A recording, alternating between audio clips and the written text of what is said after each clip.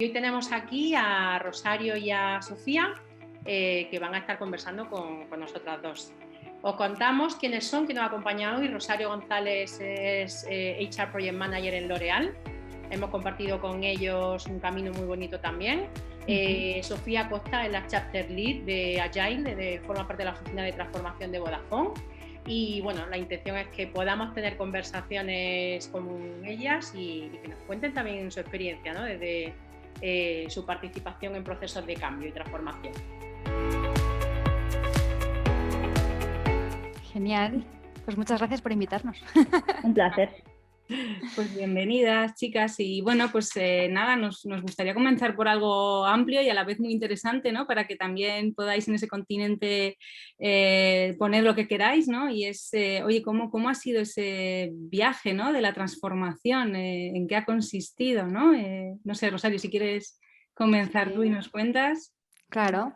Pues el viaje de transformación, justo si hablamos del proyecto en el que empezamos a colaborar con vosotras, con Thinking, pues básicamente nos encontramos en un momento en el que en L'Oréal, donde estábamos trabajando, en la división de productos profesionales, que es concretamente donde estaba trabajando en ese momento, que es la división que vende productos a las peluquerías, a los profesionales de la belleza.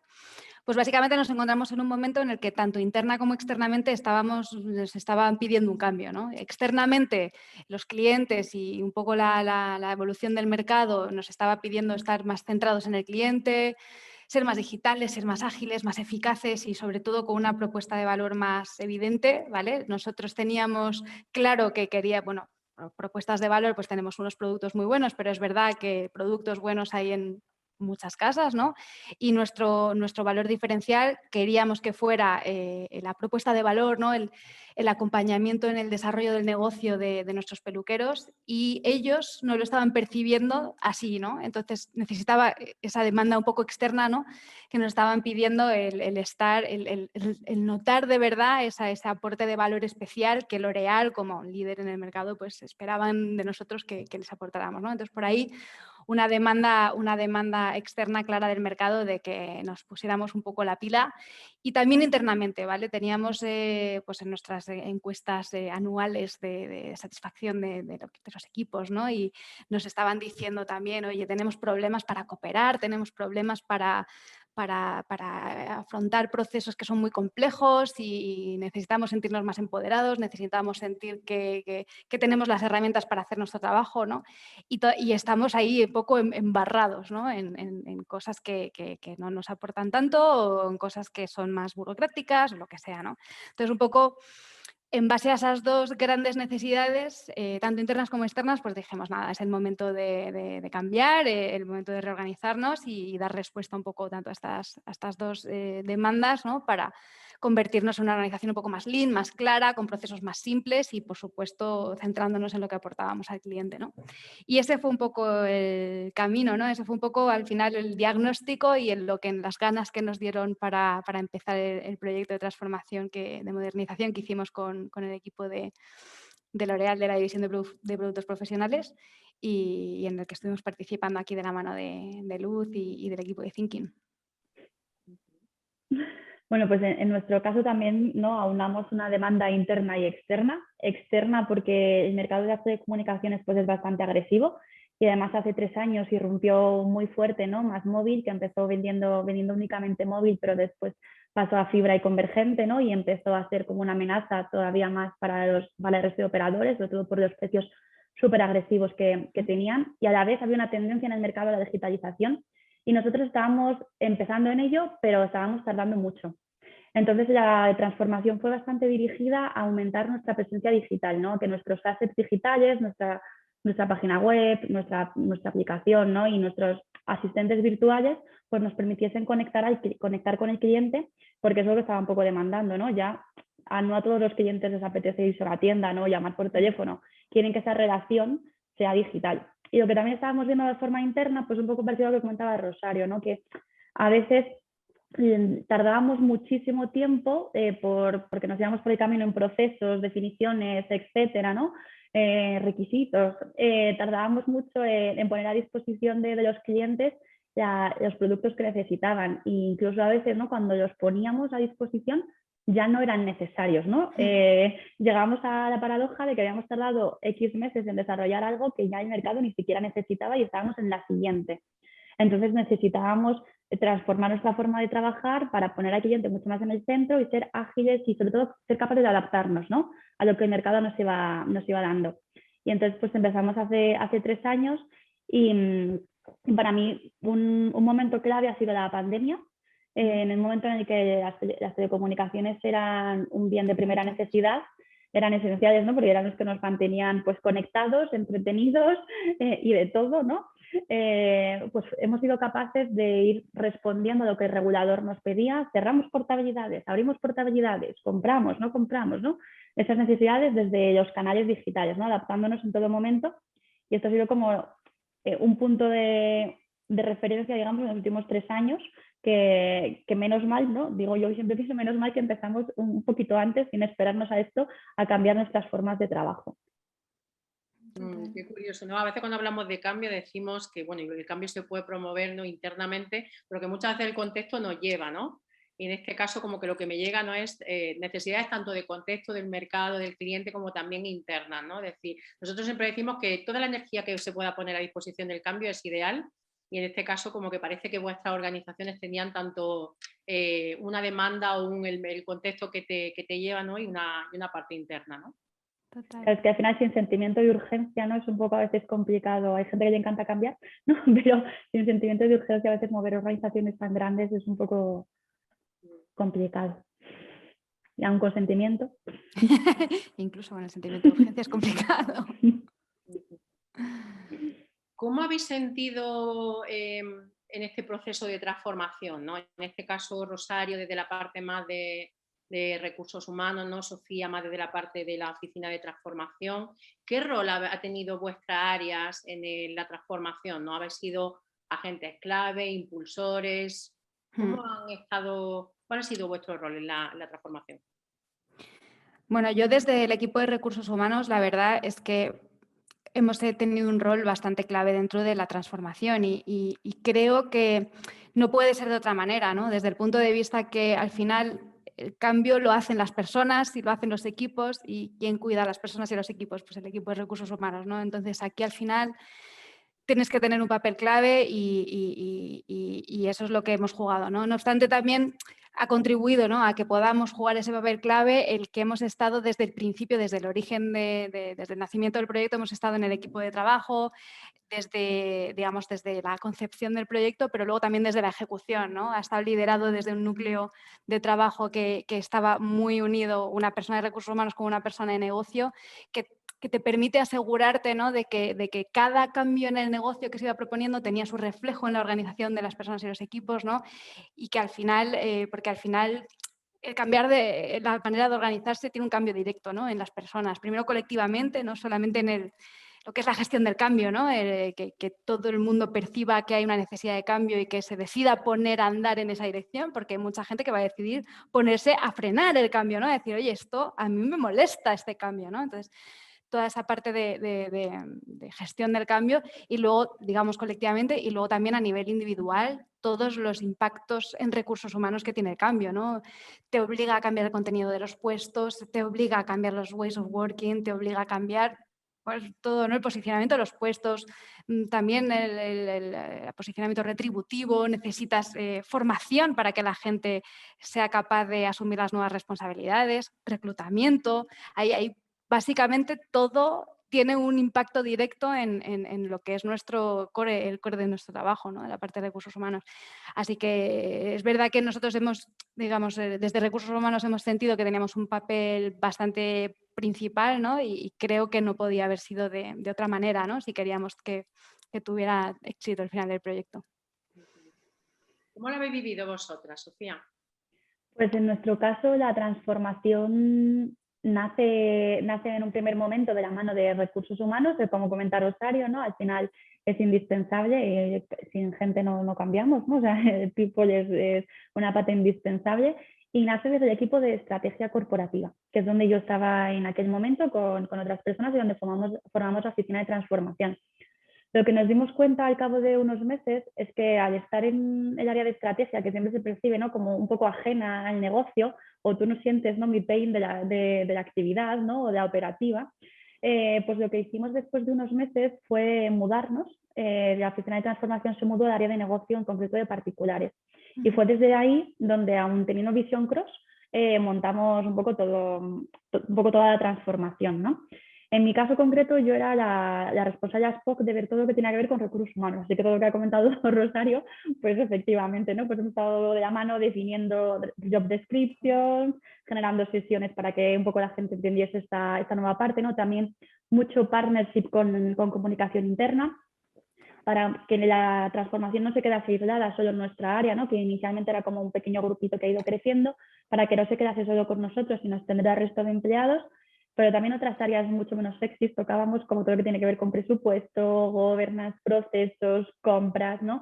Desde la oficina de transformación nos intentamos hacer como un ring fence de todo lo que era digital. Entonces, como que asumíamos, nos poníamos como paraguas, como barrera contra el resto de la organización, para un poco intentar solucionar, yo siempre digo, todas las ineficiencias, ¿no?, que se podía generar en el equipo, para permitir que ellos avanzasen y fuesen cogiendo inercia en la parte de transformación.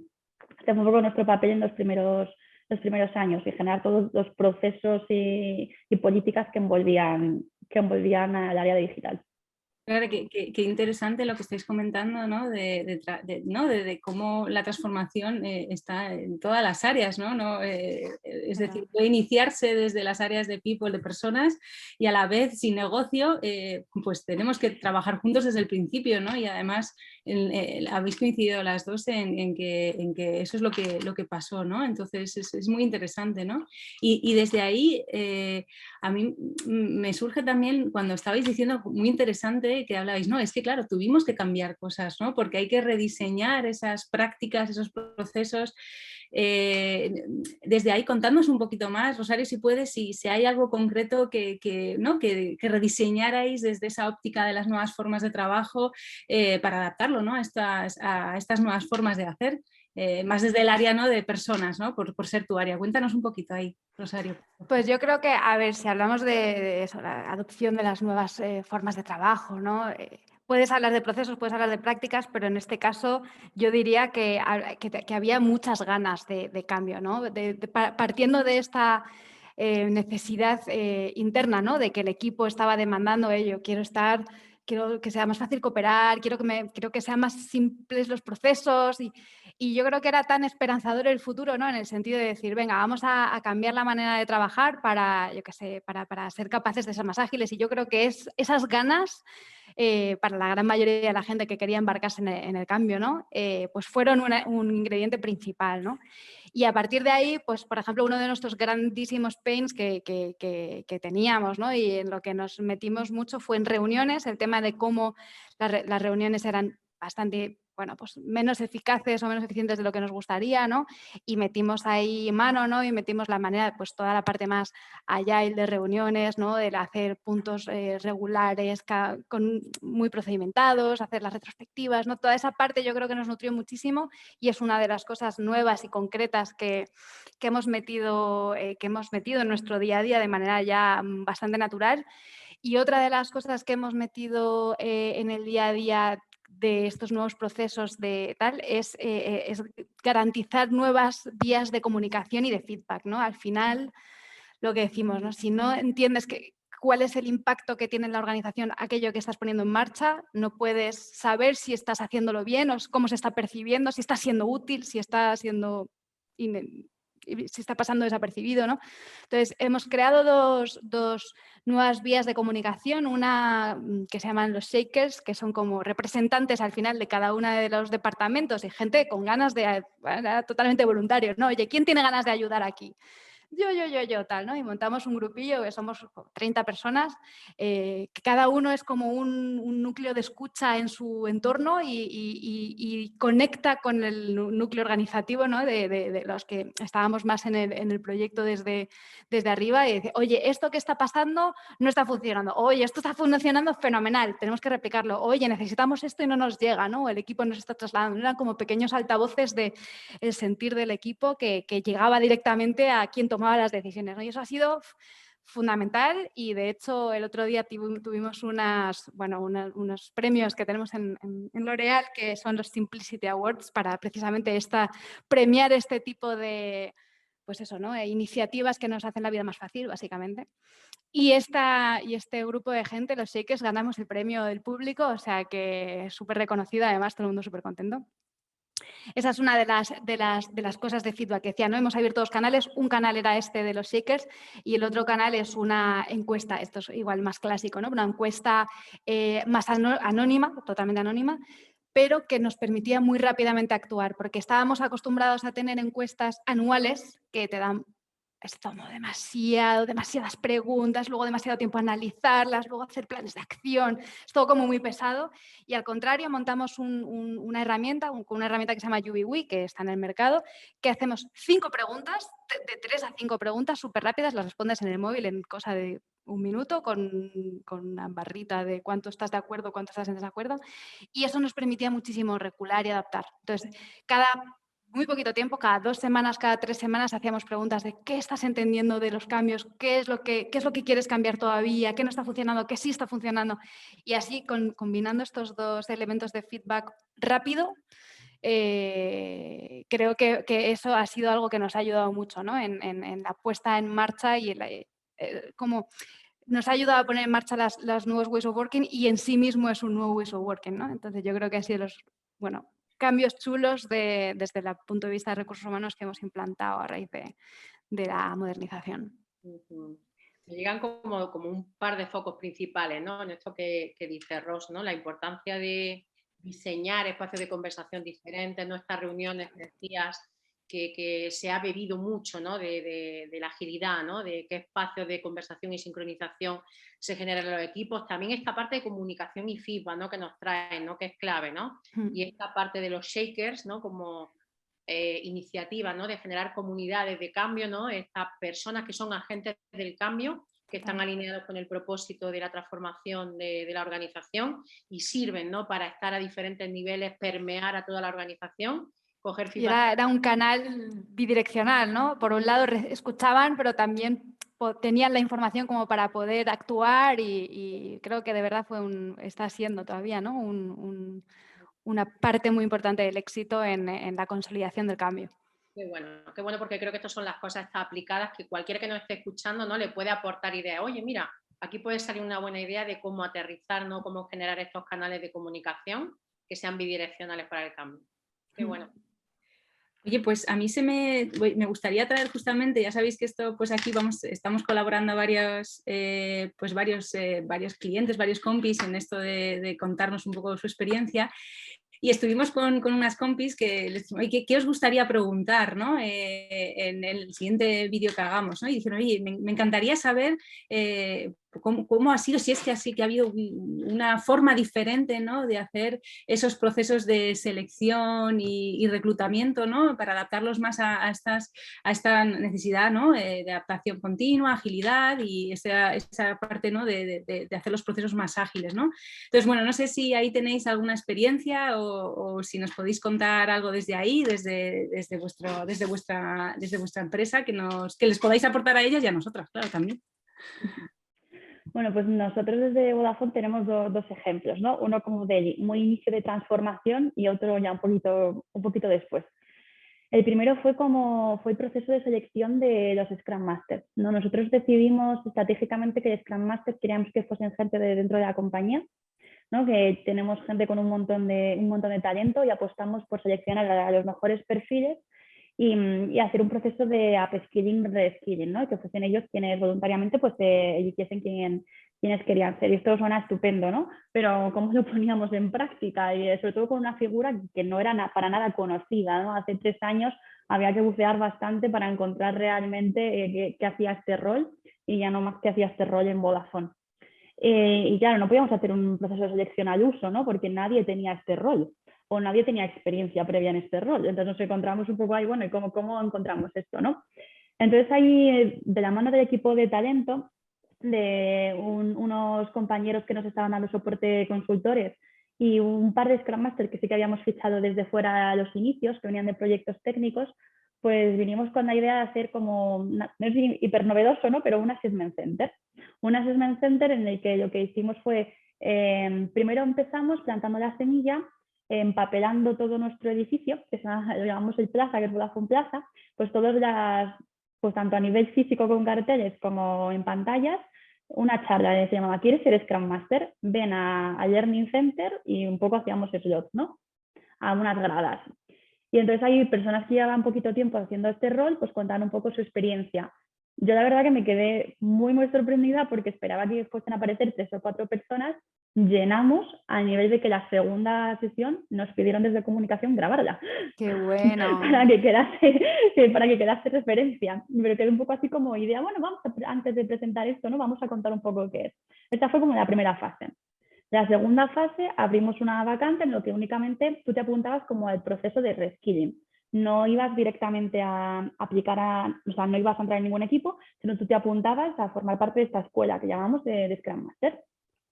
Y ahí tuvimos también tantas solicitudes que lo que hicimos fue, y esto es que a Rosario le suena, un hire view, que es eso que te hacen preguntas y tú te autograbas, ¿no? Respondiendo a las preguntas, eso es típico un poco de recursos humanos, pues buscamos un par de preguntas motivacionales, ¿no? Con la idea de que nos ayudasen en una segunda instancia a cribar y como en un primer momento no lo conseguíamos. Estas eran como las partes fáciles, ¿no? Luego llegamos a la siguiente parte, ¿no? Y es que con toda la gente que tuvimos, pues creamos tres sesiones de workshops, 3 assessment centers. Que esto no estábamos acostumbrados dentro de la empresa a hacer los internos, ¿vale? Sí que hacemos assessment centers a lo mejor para perfiles más junior, desde fuera, ¿no? Pues típico business case, etcétera, pero para perfiles dentro de la compañía no se había hecho. O sea, no colisionaba bastante, pero bueno, ahí es decir que nuestra business partner pues ahí luchó un poco y conseguimos un poco hacer este test, ¿no? Porque era totalmente una prueba. Y fuimos súper transparentes con la gente que se apuntaba que era una prueba. Entonces definimos los ejes que queríamos valorar, porque estábamos valorando en base a mindset, básicamente, porque nadie tenía los skills. Y hicimos pues varias sesiones de dinámicas, ¿no? Que tuvimos mucho cuidado de que no hubiese personas de los mismos equipos o que fuesen mandos con personas personas que dependían de ellos, ¿no? Un poco, si sabíamos que se conocían o que había un poco, hay mucho feeling, pues separábamos en equipos, que hemos un poco ahí de ingeniería. Y hicimos las 3 sesiones y después de cada sesión de 2 horas, pues había una sesión de panel y íbamos de candidato a candidato, un poco viendo cómo cumple los diferentes skills y de ahí sacamos nuestra primera escuela con 20 aspirantes. Este fue nuestro primer proceso que fue así como, fue bastante intenso, ¿no? Y entonces empezaron a formar parte de la escuela, que fueron 6 meses, un viernes sí, un viernes no, todo el viernes, ¿vale? Y a partir de ahí se fueron incorporando a los diferentes equipos, ya si abríamos como una vacante más formal. Y debo decir que un 80% se incorporaron a formar parte del equipo digital. O sea que solo hubo un par de personas, 2 o 3, que desde que tú hacías la escuela podía pasar incluso un año, ¿no? Hasta que tú te incorporabas y que a lo mejor pues habían tenido otras oportunidades o habían tenido otro rol o les apetecía o incluso alguno haya salido de la compañía, ¿no? Y no se incorporaron. Pero sí, muchos de ellos pues seguimos en el equipo a día de hoy. Esta fue como la primera, que fue como la que veo como más disruptiva desde el principio. La segunda, nos dimos cuenta, y esto viene un poco inspirado también por nuestro director, que viene de Google también, nos dimos cuenta de que muchas veces estábamos seleccionando a personas que tenían unos hard skills maravillosos, pero que quizás no se sentían de todo cómodos trabajando en Agile. Y esto lo estuvimos detectando y muchos de los mandos, al haber pasado por esa transformación, pues quizás no ponían tanto foco en esta parte o sí que veían las partes de soft skills, pero más de la persona, no tanto de su comportamiento, ¿no? En un entorno como es el nuestro, que ahora mismo somos 45 equipos trabajando, ¿no? en Agile bajo una misma unidad. Entonces, digamos que es un entorno aparte, pues tiene su complejidad y sus liquideces, ¿no? Entonces, pues buscábamos esta parte. Entonces, lo que hicimos aquí, de la mano también del equipo de talento, que como veis, pues uña y carne, creamos un scorecard de Digital Mindset que llamamos, ¿no? Y entonces lo que hacemos ahora es que el equipo de Scrum Masters, normalmente aquellos que están en el departamento donde se va a incorporar la persona, ¿no? Y si es posible que conozcan al equipo, porque al final de tener una organización matricial, muchas veces pues el responsable jerárquico no está en el día a día del equipo, ¿no? Y no conoce muy bien a todos los caracteres, pues acompaña al hiring manager durante todo el proceso haciendo entrevistas desde la parte de Digital Mindset. Y un poco al final lo que hacemos es que emitimos como una recomendación o un poco áreas de mejora o cosas que hemos visto que podrían ser pero no preocupantes, ¿no? Pero como algo a tener en cuenta de cara a su incorporación. Y luego al final la decisión recae en el mando, que al final es el hiring manager, ¿no? Pero nosotros hacemos este acompañamiento y llevamos ya muchas entrevistas y bueno, nuestro NPS de momento está bastante alto, seguimos en ello. Sí que es verdad que yo soy muy crítica y pienso que en estas alturas, ¿no? Ya han pasado 3 años, no sé hasta qué punto esto ya sigue aportado tanto valor, ¿no? Cuando el cambio ya está mucho más asentado. Quizás en un momento inicial aportaba bastante valor, ahora yo sí que voy viendo, ¿no? Que los mandos van cogiendo muchísimo más este pulso, están mucho más en el día a día metidos y que va aportando un poco, dependiendo, ¿no? Pero decreciente. Súper chulo. Me nace de verdad daros las gracias a las dos, ¿no? Empatizando con gente que nos pueda estar escuchando, porque son las típicas cosas que seguramente Ana y yo estamos diciendo, oye, qué bien, ¿no? Si esto lo hubiéramos sabido, muchas de las personas con las que hablamos, ¿no? Antes de empezar un proceso de cambio, de transformación. Así que gracias por esa generosidad también, ¿no? De compartir vuestras prácticas dentro de la organización. Otra pregunta también que nos traían, ¿no? Las compis que decíamos antes con las que nos sentamos hace unos días, traíamos también la mirada quizá a cuáles creíamos que hubieran sido quizá en algún caso específico, ¿no? Los pilares de la transformación, ¿no? O qué cosas creemos que han podido ser claves, ¿no? Para diseñar quizás la estrategia de la transformación. No sé si hay también hay algo que nos queráis aportar, ¿no? Sí, bueno, yo creo que al final la parte más clave, ¿no? En la organización, en la parte, digamos, inicial, ¿no? Ya no tanto en la ejecución, sino la parte inicial en la que se pinta un poco lo que quieres llegar a ser, ¿no? Para mí me parece que es muy importante primero hacer un buen diagnóstico de qué es lo que pasa, ¿no? Hablábamos antes en mi caso y en el caso de Sofía también, ¿no? Estas demandas que te traen o bien el contexto, o bien el mercado, o bien internamente, ¿no? Tener claro cuál es el diagnóstico y en nuestro caso algo que hicimos y que creo que debe hacerse es contrastarlo, ¿no? No te quedes con lo que piensas que pasa, pregunta de verdad, ¿no? Pregunta. Hicimos nuestros focus group con clientes, con equipo, para reconfirmar de, oye, esto que estamos sintiendo, esto pasa también, esto está pasando y esto nos mola o queremos hacer algo diferente, ¿no? Entonces, primero hacer ese buen diagnóstico y contrastarlo con aquellos agentes que pensamos que nos demandan este cambio. Y luego también en un grupo que creo que cada vez es verdad que estos proyectos pues, suelen empezar a veces, o en este caso, ¿no? con cierta confidencialidad, es un grupo un poco misterioso, ¿no? Más pequeño. Tal. Creo que es importante ampliarlo para ampliar miradas, para ampliar perspectivas, ¿no? Y poder definir juntos y verbalizar a dónde quieres llegar, ¿no? Cuál es el objetivo de la transformación. Y para mí es importante que ese ejercicio sea un poco compartido, ¿no? por un grupo de gente un poquito más amplio que tenga una perspectiva un poco mayor, ¿no? Que no se quede en el director de tal y la directora de tal, sino, oye, la gente de verdad que está implicada, ¿qué quiere, ¿no? ¿Cuál sería el gran objetivo? Una vez que sabemos cuál es la dolencia, ¿no? Una vez que sabemos cuál es la demanda. Y luego pintar este cambio, pues por ejemplo, ¿no? Hablábamos al principio, nos contaba un poco la parte del valor añadido, ¿no? Que los peluqueros nos decían, sí, vosotros de boquilla nos decís valor añadido, pero yo viene el comercial y a mí me vende champús, no veo el valor, no lo aprecio. Había algunos que sí, ¿no? Estoy un poco yendo al ejemplo, ¿no? Pero decíamos, venga, pues ahora, ¿cómo pintamos qué es lo que queremos hacer? Si queremos que el peluquero identifique, ¿no? O perciba este valor añadido, ¿cómo podemos ponerle en el centro, ¿no? Y decíamos, a ver, estamos llevándole al punto de venta, por ejemplo, varios expertos, cada uno de una marca, y nadie es experto en el cliente, son expertos en las marcas que van a ver al cliente, ¿no? Vamos a cambiar la perspectiva, vamos a decir, un solo tipo, un solo comercial que va a ver al cliente, porque es el experto en el cliente, vamos a especializar digamos, clusterizábamos a los clientes y estos son especialistas en clientes independientes, ¿no? que tienen un solo salón o uno o dos salones. Estos son especialistas en grandes cadenas, ¿no? Que tienen casuísticas diferentes. Entonces tenemos especialistas en el cliente, especialistas en el negocio de ese cliente que sabe de las 3 marcas, pero es más especialista del cliente que de las marcas, ¿no? Entonces ese cambio vino un poco de eso, ¿no? De cómo pintamos a dónde queremos llegar y cómo llegamos, ¿no? Hasta allí. Y luego otra de las cosas que a mí me parece súper estratégica y que creo que es clave es la comunicación, ¿no? Una vez que, bueno, pues evidentemente, ¿no? Pintas a dónde quieres llegar, cómo lo haces, luego evidentemente pues todo lo que viene después, ¿no? De pintar los puestos y los procesos que respaldan toda esa estructura, ¿no? Con todo lo que hay detrás de job descriptions, de toda la parte más hard, ¿no? Pero creo que muchas veces se obvia y es un gran error. En nuestro caso creo que lo hicimos suficientemente bien, pero creo que es algo que merece la pena ser resaltado, que es la comunicación, ¿no?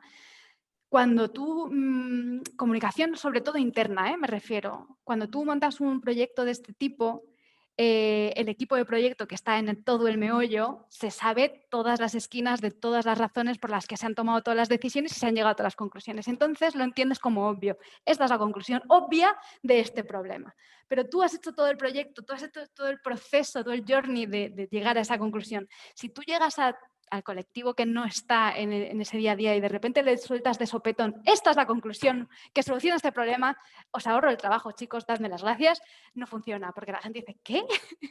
¿Por qué has llegado a esa conclusión? Yo no habría llegado a esa conclusión, ¿no? Entonces, para mí me parece que es muy importante esa parte de ir dando píldoras de información, de que la organización te acompañe en esa conclusión, que sea capaz de ir llegando más o menos a la vez, ¿no? Un poquito después, pero con el mismo proceso, ¿no? No de manera repentina a las mismas conclusiones, porque si no, el problema es que no se puede, el problema que te puedes encontrar es que no se suman al cambio, ¿no? Dicen, oye, esta conclusión, vale, estoy de acuerdo en que esto era un problema, porque lo he diagnosticado, lo he reconfirmado, ¿no?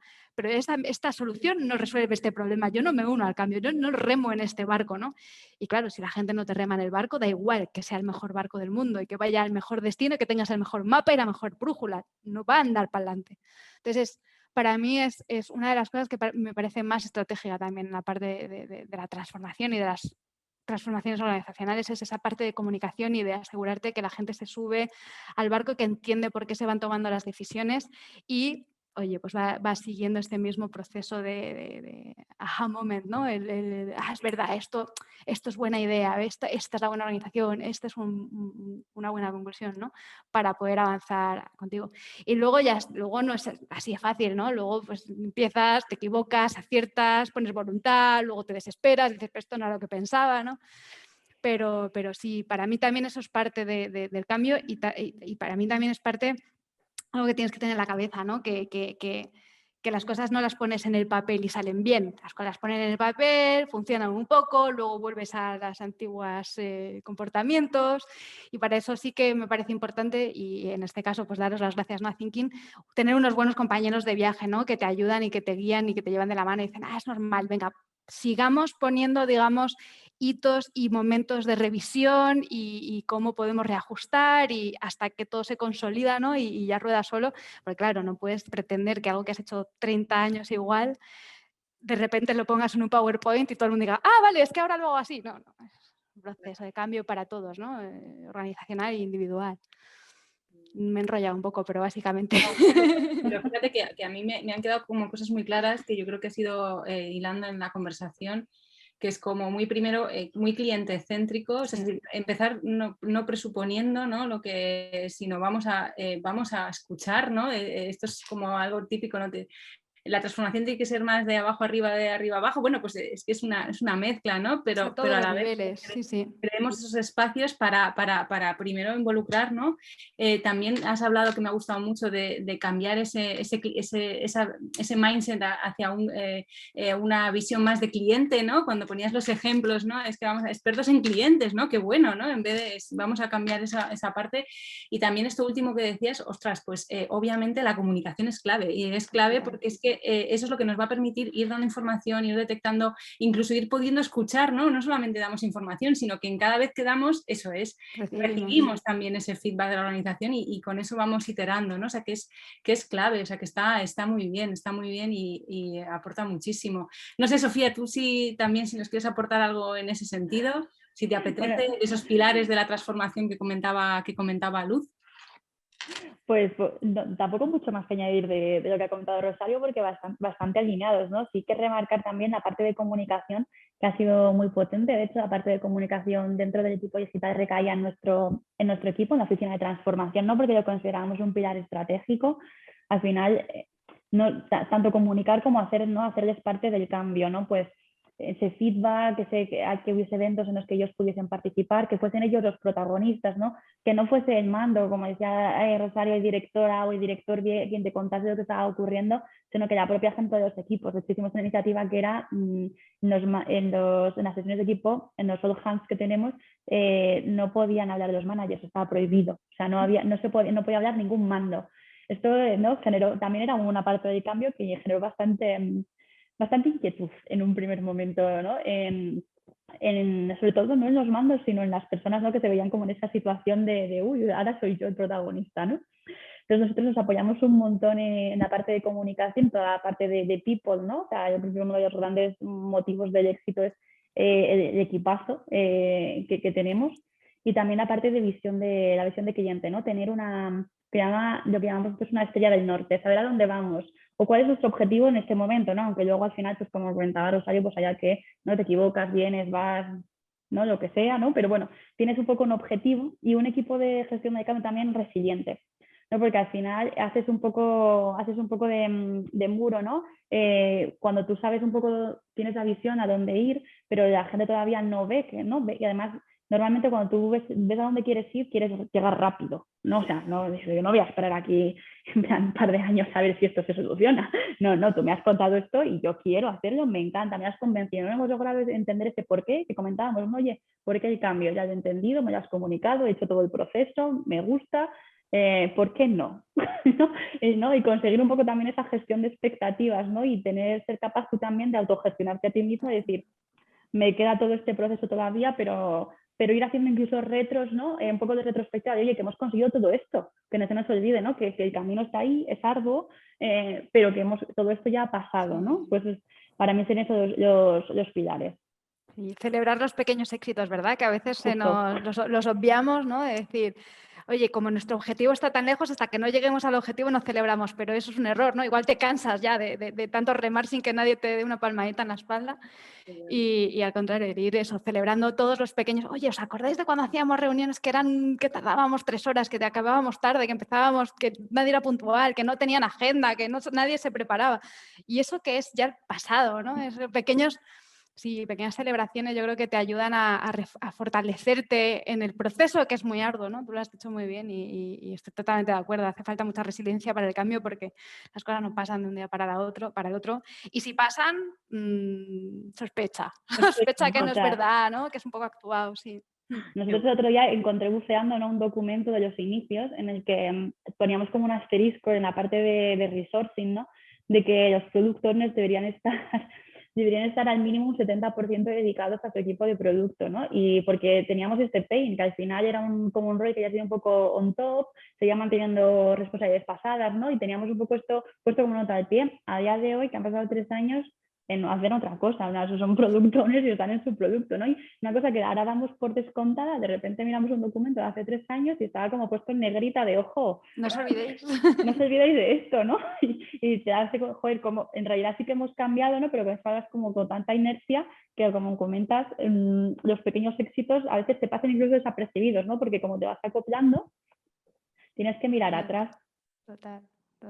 Que rescato, ¿no?, mucho aprendizaje, ¿no? En cierta forma, lo que me viene, ¿no?, es que aprendizaje que también ponéis sobre la mesa, ¿no?, de los procesos de cambio y de transformación, la importancia de celebrar, ¿no?, la importancia de no dar por sentado nada, enemigo de lo obvio, decimos nosotros en Thinking muchas veces, ¿no?, la importancia esta de un equipo también resiliente en sí mismo, ¿no? Y que bueno, también echar la vista atrás, ¿no?, y poder ver los logros, ¿no? Ya no solamente aprendizaje, sino esos pequeños logros, ¿no? Me venía como la metáfora, ¿no?, de lo que hablabais vosotras dos con esto que contáis. Nosotros muchas veces decimos que el cambio es como una especie de lluvia fina, ¿no? Una especie de calabobos que va calando, va permeando poco a poco, ¿no? Y son pequeños cambios, micro hábitos que vamos cambiando poco a poco en el día a día, y al final, pues efectivamente, echar la vista atrás, ¿no? Qué importante traer la mirada a esos logros. Pues Anais, no sé cómo lo ves. A mí me nace también meter en la costelera las preguntas que Ros o que Sofía nos quieran dejar para siguientes entrevistas. Sí, no sé, si vamos a seguir hablando del cambio, pues tal vez eso, ¿no? ¿Qué consejo darías, ¿no?, ahora con todos los aprendizajes a los siguientes que invitéis por aquí, por las mesas redondas estas. ¿Qué consejo le daríais a alguien que va a empezar un cambio, ¿no? Que no debe pasar por alto a la hora de planificar su transformación para que sea un éxito? Sería una buena pregunta. Yo me enfoco quizás más a la segunda fase del cambio, ¿no? Digamos que hemos pasado ya por una primera fase, una parte de movilización, incluso de performing, ¿no? En la que ya estamos, llevamos un cierto tiempo, ¿no? Trabajando, pero claro, llega la opción, ¿no? De que llega un punto en el que ya no se pierda un poco esta urgencia, ¿no? De que el cambio ya sea parte como de nuestro día a día y que no, ¿cómo conseguimos no seguir manteniendo esta urgencia, esta energía, ¿no? Para seguir cambiando y cuáles son los retos, ¿no? De la segunda fase. Esto sería para alguien que ya esté en esta segunda fase, claramente. Súper buena pregunta. Qué bueno. Vale, ¿Qué consejo le daría a alguien que vaya a iniciar un cambio que no se tendría que dejar fuera, ¿no? Y cómo seguir manteniendo la energía en el cambio ya en un segundo momento, ¿no? Después de haber levantado y empezar a andar, segundo momento del cambio, ¿no? Pero bueno. Muy bien. Oye, ya para terminar, imaginaos, volvéis a vuestro punto de inicio. Una cosa, solo podéis elegir una cosa. ¿Qué cosa haríais diferente? Es una pregunta difícil esa, ¿eh? Porque claro, si haces diferente, yo no querría perderme todos los aprendizajes que hice en el camino, ¿no? Si lo hago diferente me habría perdido muchos aprendizajes. Pero tal vez si tuviera que elegir una cosa, estar menos preocupada por lo malo que puede pasar y tener los ojos puestos en lo bueno que viene, ¿no? En el destino al que vamos con esperanza. He estado muy metida en la operativa y tal vez muy preocupada, ¿no? con las otras cosas, con las cosas que pueden salir mal y si esto tal y si esto, yo qué sé, si a la persona no le apetece este puesto, todo lo que podía salir mal me pesaba mucho y me dejaba de mirar hacia adelante con la parte más esperanzadora. Y a pesar de que todo salió súper bien, si pudiera volver a empezar diría, no te preocupes tanto por esas cosas, ¿no? Piensa en las cosas que salen bien o enfócate en lo luminoso, ¿no? Del final del camino. Yo pienso un poco como Rosario, ¿no? Es que al final si hubiésemos hecho algo distinto, no sé si hubiese sido esta nuestra transformación, ¿no? Porque al final pues hemos ido ajustando a lo largo del camino, ¿no? Y se hubiese sido a lo mejor otra transformación. Pero un poco una espinita a lo mejor por una cosilla que sí que hubiese cambiado es que nosotros en un inicio hicimos mucho foco en el rol de Scrum Master como agente del cambio y dejamos un poco desapadrinados a los Product Owners, ¿no? Y sí que hicimos ese foco quizás en un segundo momento, en una fase 2. Y quizás viéndolo ahora un poco en retrospectiva, hubiese forzado un poco ese apadrinamiento al mismo momento, ¿no?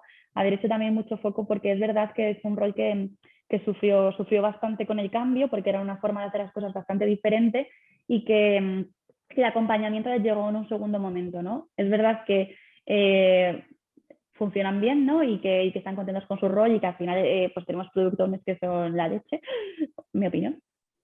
Parcial, obviamente, siempre, ¿no? Pero en la mía. Pero sí que es verdad que a lo mejor hubiese hecho eso. Diré a nuestro favor que ahora vamos a empezar una transformación a la nueva trip y también un poco de la mano de Thinking, ¿no? Vamos a empezar ahora con vosotros desde el inicio este camino. Entonces, pues bueno, digamos que me estoy resarciendo de esta espinita. Claro que sí. Qué bien, pues para mí suficientemente bueno, equipo. Agradecer enormemente vuestra colaboración, vuestra participación, vuestra generosidad de nuevo. Qué bien, ¿no? Pensando en esa gente que pueda ver este vídeo, creo que habéis dado pautas muy claras, buenas prácticas, cosas que puedan servir para dar muchas ideas a personas de cómo trabajar, ¿no? En el barro, muchas veces decimos nosotros, ¿no? En el sitio donde suceden las cosas, ¿no? Cómo llevar lo que el papel, muchas veces decimos, el papel lo soporta todo, ¿no? Llevarlo a la acción, así que me nace daros de verdad de nuevo las gracias por compartir este espacio. Gracias a vosotras y un placer, sí, sí.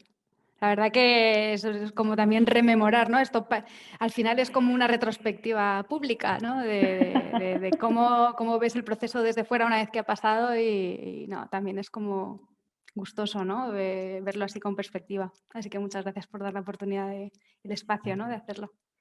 Justo, ¿no? Y también ver al final, como en una empresa que al final es de, ¿no?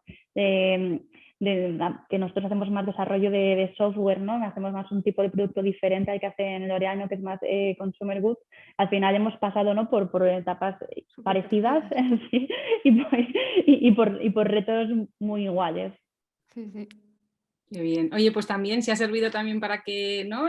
Se encuentren esos lugares comunes, nos retroalimentemos de la otra experiencia, aprendamos algo, veamos que al final, bueno, pues todos perseguimos lo mismo y a la vez tenemos los mismos aprendizajes y somos diferentes y tenemos diferentes cosas y a la vez somos iguales. Eso también es muy rico. O sea que si os habéis llevado también cosas la una de la otra, genial. Así que bueno, pues nada, cerramos aquí, nos vemos ya en la siguiente conversación. Y nada más, eso, gracias y seguimos con esta serie de vídeos y esperando que os aporten y que aprendáis lo mismo que estamos aprendiendo nosotras. Muy bien, muchas gracias. Gracias.